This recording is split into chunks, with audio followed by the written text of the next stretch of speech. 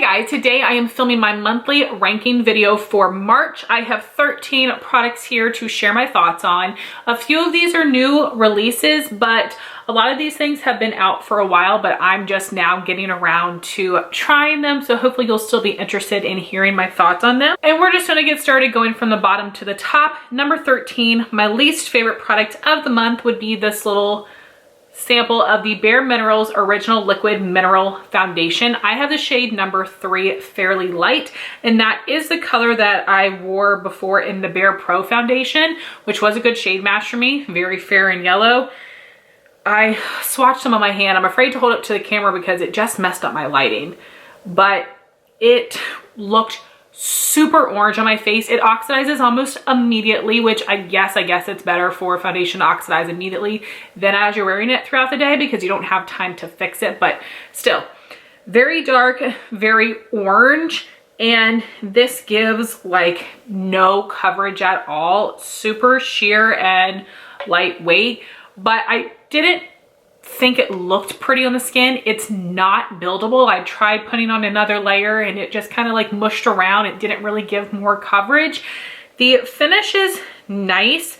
It doesn't set down. So if you're someone that likes more of a matte face like I do, you will definitely need to powder this. But like it has like a pretty natural finish to it. But if you have oily skin like me, it didn't wear well. It did break up. I got very greasy. I did not like a darn thing about it. I had put this in my spring project pan. I'm gonna be taking that out of the project and decluttering it. I know I could probably get that used up relatively quickly because it's a small bottle. It's not worth it to me. I hated the way my skin looked, and I have other foundations I would rather take the time to use than that one. So it just has to go. I don't recommend this for any skin type. I think there are several other foundations that you can spend your money on. So absolutely not. And my product 12 and 11, I feel similarly about. It's more of like I prefer the packaging of one over the other. And these are some lip treatments. So number 12 is going to be the Flower Petal Pout Lip Mask. I have the shade Nectar. And then number 11 is the Huda Beauty Silk Balm in the shade Blush. It only comes in one color right now. So starting with the Flower Beauty Lip Mask, luckily I got this as a free gift. It's a very pretty peachy shade, but it basically looks clear on your lips. So for some reason, they thought it'd be cute to put it in this little twist up packaging. And it reminds me of those little dolls where like you can make their hair out of Play-Doh by twisting it up like this. And that, first off, just looks gross to me. Like this is a mask, so it's a thicker product, but like it looks like it's not supposed to look like this, I think, anyway. So putting this on the back of my hand, and I'm just kind of blending it out. So you can see it does have a really pretty shine. There's a little bit of color there, but not much, which is fine. I don't really, need things like this to be tinted. It does have a light vanilla smell. Honestly, it smells just like MAC vanilla. This does have a bit of a thicker texture, which makes sense because it's a mask, but sticky. Very, very sticky, like a thicker, like gloss type product. I don't like that stickiness whatsoever. And I also don't think this hydrates my lips at all. Like this is something that I would use as a gloss, not as a lip treatment. And I wouldn't pick this as a gloss. Again, I don't like the application method. It's too sticky, doesn't have enough color to it. There are several other gloss formulas that I would rather use over that one. So I am actually going to be decluttering that as well. Then number 11, like I said, is the Huda Beauty Silk Balm. And I love the packaging. It's very pretty. I was so excited to get this as a little Sephora freebie with a code because it's a really nice size. And I like this little triangle shaped applicator. And this mostly just has a glow to it. You can see like a little bit of like a peachy sheen, but it does go on to the lips pretty clear. This does have a thicker consistency, which I don't mind. I don't mind something that's a little heavier. It does feel really smooth. It isn't as sticky as the flower, but it does get that way the more that you're wearing it. And I just don't find it to be very hydrating. And I thought about trying to keep it to pan it, but I have a lot of other lip balms right now that I would just rather pass this on to a friend. Not a bad product, but like I said, I would just rather pan other lip products. As I'm like feeling it on the back of my hand, it does actually feel very smooth, not near as sticky as a flower, like I said, but just for some reason, like as it was wearing on my lips, or wearing off, I should say, it just felt like slightly tacky and I just wasn't into it. So for 9 and 10, I have a couple of small eyeshadow palettes that were just fine. Ranked at number 10, I have this ColourPop and Animal Crossing 5-star Island Quad. So you've got a shimmer finish, matte finish, pressed glitter, and a sequin. And a sequin means matte base with a bunch of glitter in it. And here are all 4 of these shades swatched. And here are the 4 shades swatched on my hand. So the light shimmery yellow, it could be because it's a pastel yellow, but it's just a little bit sheer. I felt like it looked a little bit dry on the lid and I did really have to build it up. This matte bright coral color is gorgeous. I love this shade so much. The best shade in the palette, very pigmented, it blends nicely, but I do have MAC Free to Be, which is a lighter version of this. It's a bit more wearable. Then we have the pink pressed glitter. The look I created with the pressed glitter on the lid, I loved it. It looked so pretty on camera and it was very pretty in person as well. Of course, it did emphasize texture in my lid. It was a pressed glitter, but I will say that this did perform very well for a pressed glitter. I have tried some other ones from ColourPop that made much more of a fallout mess on my face, and this one didn't upon application, but throughout the day, I did have a little bit of fallout on my face, and I just don't like pressed glitter in general, but compared to these shades in a Sweet Talk palette, I think this one performed much better. Then we've got the sequin shade, which is very pigmented. I like that color, it's very pretty, but I hate the sequin shadows because for me, the glitter always shows up in my crease. It doesn't dust away, and the sequin shades are an explosion in the pan when you put your brush in them, which is so irritating to me. It would be one thing if the glitter just like poofed away. It doesn't. It makes a mess in the pan and it shows up with that glitter on the eye. And honestly, when I bought this, I knew like I shouldn't because there were 2 finishes in there that I didn't like, but the swatches of this palette were just so beautiful and I really, really wanted to try it. I did like the looks that I created, but of course, with it being a quad, the looks are going to be a bit limited, and I don't mind mixing palettes. I do it all the time, but out of these 4 shades, the one I like the most is that matte coral. Like I said, I do have something similar, so I am going to be returning this quad. So this is not a bad product. I actually would still recommend this one depending on how many shadows you have in your collection, how you feel about these type of formulas. I do think they performed well. I actually think this shimmer yellow is the one that performed the worst out of the 4 of them. I did, like I said, had to layer that up quite a bit. You do need to put it over a base. And I thought about keeping this because it's not bad, but I just realized I probably was not going to reach for that very much, so I should just return it. So that's what I'm doing. And for product number 9, that would be the Ofra Signature Palette in the Galaxy shade, which is the purple color. The Signature Ofra palettes come with 5 shades. So we have a shimmer, 2 mattes. This is a mini of their highlight, and this is a satin. So here what these 5 shades looks like. So you have shimmer, matte, highlighter, matte, satin. And here they are swatched in my hand. These 2 swatch a little funny because I do still have a bit of that glossy texture underneath. But these are very pretty shades. I thought this performed very well. I did create a look using all 5 of them.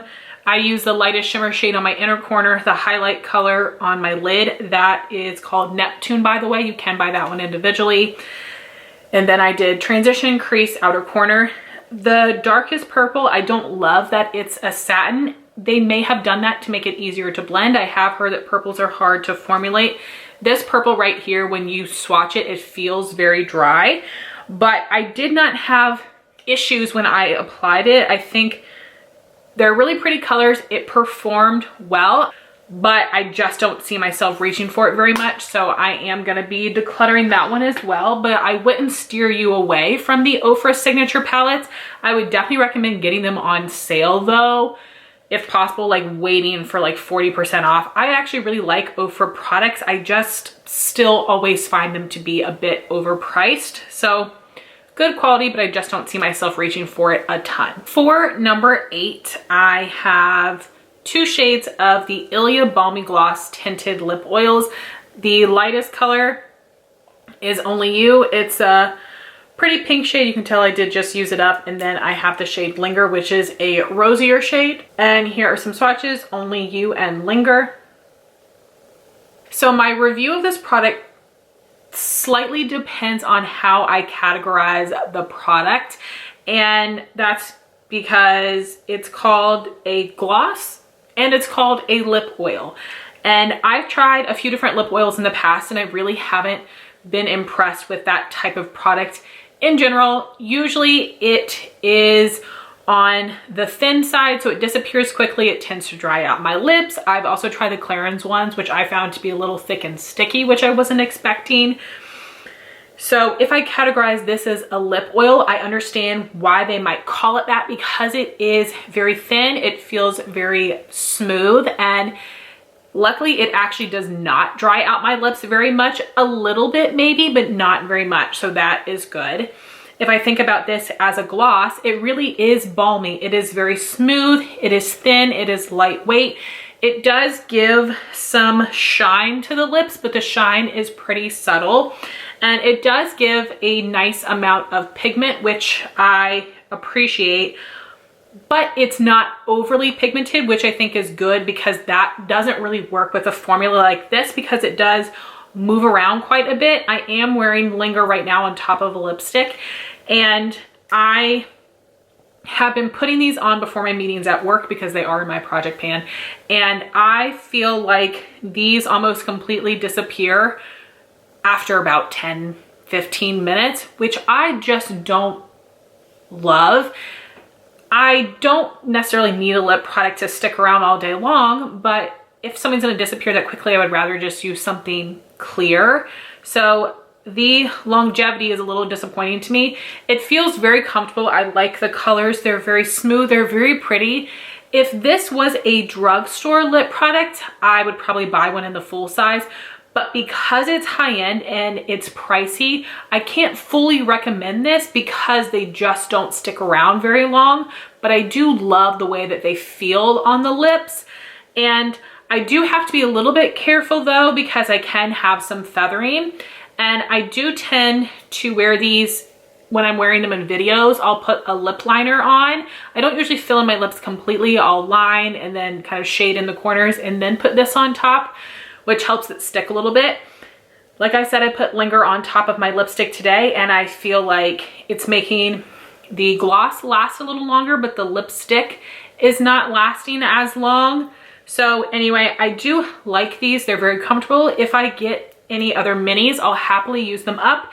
If for some reason this showed up in BoxyCharm and I could get it from the BoxyCharm Facebook group for half off, I would probably buy one, but I wouldn't buy these if I can't get them for at least half off, just because, like I said, they don't last long enough on me, but I do like them. I just wish they were a bit more affordable. Next, I have some Illamasqua cheek products that I got from Look Fantastic. I have 2 blushes, a powder shadow that I purchased to use as a contour, and I have a cream pigment that I am using as a contour. So out of the things that I'm trying, we've got 7, 6, 5. So starting with the lowest one, that would be the cream pigment. This is the shade Hollow. Like I said, I bought this to use it as a contour color, and this is a stiffer, drier cream formula, and this is what the shade looks like. So First off, let's just talk about the color. This definitely is a more cool tone shade, but it's not too gray, which is great because I think it does make it a bit more wearable. I like to apply this with the e.l.f. small stipple brush, and I did wear this today. I applied my foundation, then I just took my brush and applied this right in the hollow of my cheeks, blended it out, and then I went in with my under eye concealer just to make it blend a little bit better. And it did blend nicely, but this is, like I said, a little bit thicker. It's more of a dry formula. It has more of like a matte finish. So this isn't going to be as balmy or sheer or as easy to blend as some of the cream blushes that are out right now, but I do feel like it blended nicely. My only issue is really the color. I feel like on my face ended up looking a little bit more gray, and I don't love it for contour, and I think it's because I'm just not used to wearing that kind of color. I normally wear something a little bit more warm tone or more neutral. So it's really just the shade I don't love. And I do think that this is actually pretty buildable, and really depending on the brush you use, you can have it look a little bit more intense.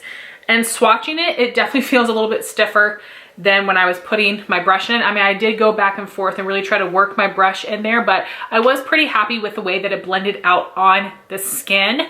I just wish it was a little bit more neutral tone. Like I said, it's a little bit cool for my preference. Then we've got the matte eyeshadow in Heroine, which I was using as a powder contour, and I will swatch it right underneath the cream. So here's what Heroine looks like. This is 2 layers. So this is the powder compared to the cream. You can see that this one has a bit more warmth, or a bit more of a neutral undertone compared to the cream, but if I did pair it next to like a regular bronzer, it wouldn't look very warm.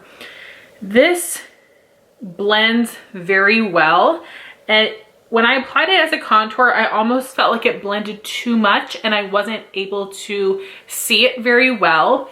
It is buildable, but when I built it up, I still didn't love it on my skin, and I have 4 other contour products in my collection. One I like to reach for each season, and I like the 4 of those more than this one, and I don't see myself reaching for this over those.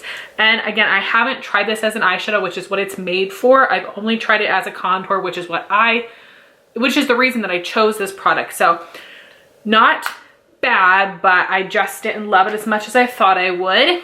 Then we have the 2 blushes, and these are both matte finishes. I'm sure Illamasqua does make some shimmer blushes, but I think most of the ones in the line are matte. And this warm light pastel pink is called Tremble. This bright coral is called Hussy.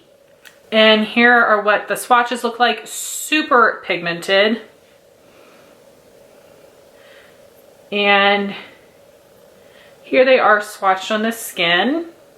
And of course, you don't want them that intense in your face. You want to sheer them out a bit. The formula of these are very pigmented, but they're also very powdery, which I don't mind. I think they blend really nicely, but you do have to be careful when applying them. I do use a duo fiber blush brush to get a lighter amount. These blushes I think perform very well. Very beautiful. I like the way they look on the skin. They can look a little bit dry. I don't mind that. I do like a matte face, and if you do go in with setting spray, it will bring some life back into your face. But these I think are the best product out of these 3 here for sure. So I definitely do recommend these blushes. I do want to think about them though, because I don't know how much I'm going to be reaching for these over other things, and I also need to decide possibly which ones I want to get rid of between these and the MAC blush. So I really enjoy these blushes, perform super well, very pretty colors, and I am happy to have these in my collection, but I do want to compare these to other things I have. Next for number 4 is a product that's been out for forever. I've used it before, but I used it a lot this month, so I wanted to share my thoughts, and that would be the Huda Beauty Mercury Retrograde palette. And in this palette, you've got like a pastel row and then 2 more wearable neutral rose. So I created 5 looks with this palette and I wanted to use all of these shades. So I think these 2 I used together, and then I did different looks with the 4 of these. And I really loved these shades. They all showed up nicely on the lid. I did put them over a base. These are all very glittery though, and I did have a good bit of fallout on my face. When I put this one on my lid, I did also put it over a base, but I did not have to layer this one up. It was very pigmented. It was very opaque on the eyes, which was really impressive to me. And some other shades I really enjoyed. This color right here, you know, I love the peachy shade. I did use these 2 more purpley colors a lot for transition and crease. And then this color here, I really liked as well, surprisingly. I just think it's a very interesting undertone. I know I've swatched a lot of stuff, so this is Karma. And here's what Karma looks like. I just think that's a really pretty neutral shade that it just looks a little bit different on the eye than I was expecting. And I like it when I pair it next to that more peachy shade Utopia. I think those just go really nicely together. So I really like this row of shades here. Very pretty. They perform nicely. I like the mattes in this palette. I find them to be very pigmented, blendable, buildable, really nice. The only reason that this palette isn't ranked higher is because of the color selection. For some reason, because you've got like this pastel row and then these kind of, to me, random neutrals, I don't know exactly when to reach for this palette. I tend to think of this as a spring palette, which it is, but then I usually end up neglecting these other shades. So I'm happy that when I created my looks, I pulled in these more pinky purples, I pulled in that more warm shade, but I definitely need to specifically make myself remember to pull this palette for the neutrals as well. That way everything is getting used. And there are tons of palettes in my collection where I don't use every shade, but it's, I don't know, it's just a little weird to me. I almost wish that this was just like a 9-pan palette that had these pastel shades, those 2 purples and that like warm neutral. If I could cut this in half, make this a 9-pan palette, I think I would love it even more.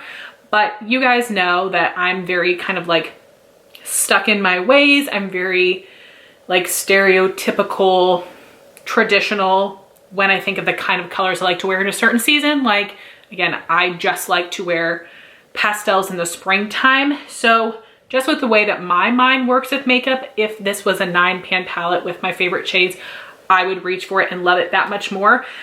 The quality itself is great. I don't necessarily think I have to have this in my collection though. I don't have any like exact dupes of the more colorful shades, but I do have things that are similar.